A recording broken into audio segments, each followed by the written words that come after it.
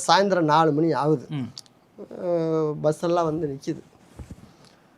பார்த்தா எவ்வளோ பேருன்றீங்க, ஒரு 200 பேர் இருக்கும். ஓகே பா, என்னடா இவ்வளோ பேர் நடிக்கிறாங்களா அந்த படத்தில், நான் எங்கடான்னு சொல்லி போய் பார்க்குறேன். என்னடா இது ஒன்றுமே புரியல.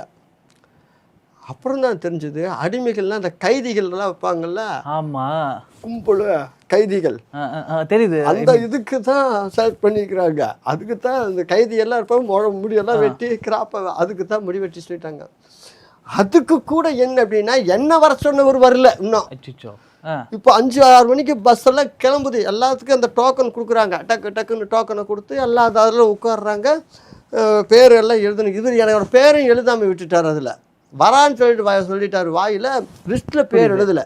இப்போ லிஸ்ட்டில் இருக்கிற பேர் எல்லாமே பஸ்ஸில் ஸ்டோர் ஆகுது, போகுது அடுத்த பஸ்ஸு. ஐயோ 30 பேராக ஏற்றுறாங்கட்டு எடுக்கணும் இது. அப்புறமா பார்த்தா கடைசி மினிட்ல அந்த அவர் வந்துட்டாரு.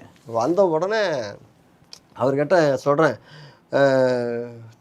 இவர் ஏற வேண்டியதானே அப்படின்னா. சார் எல்லாமே வந்து சீட் இருக்குது சார், எனக்கு நீங்கள் சீட்டு கொடுக்கல சார் அப்படின்னு. சீட்டு கொடுக்கலையா அப்போ இன்னும் அப்படின்னா எல்லாம் பார்த்தாங்க, கரெக்டாக இருக்குது எல்லாமே. அப்புறம் வந்து அந்த எங்களோட வாய்ப்பு கேட்குற இன்னும் 2-3 பேர் ஃப்ரெண்ட்ஸ் இருக்காங்கல்ல, அவங்கெல்லாம் பின்னால் சீட்டில் உட்காந்தாங்க. அதில் நான் அட்ஜஸ்ட் பண்ணிக்கிறேன் சார், அவங்கெல்லாம் எனக்கு தெரிஞ்சவங்க தான், நான் மற்ற கம்பெனிக்கு போகிறப்போ அப்படின்னு. சரி போய்க்க அப்படின்னாரு. ஏறி உட்காந்தாச்சு. ஏறி உட்காந்து அவங்க கூட ஒரே ஆட்டம் பாட்டம் ஜாலி. ஃபஸ்ட்டு நடிக்க போகிறதுல போட்டு முதலாக அங்கே ஊட்டியில் போய் இறங்குறோம். இறங்குற இடம்னா பயங்கர குளிர், சரியான குளிர். நான் என்ன பண்ணிட்டேன், அந்த காலேஜ் வந்து ரொம்ப ஸ்ட்ரிக்டான காலேஜ் போல் இருக்குது. அந்த காலேஜில் தான் எடுக்கிறாங்க.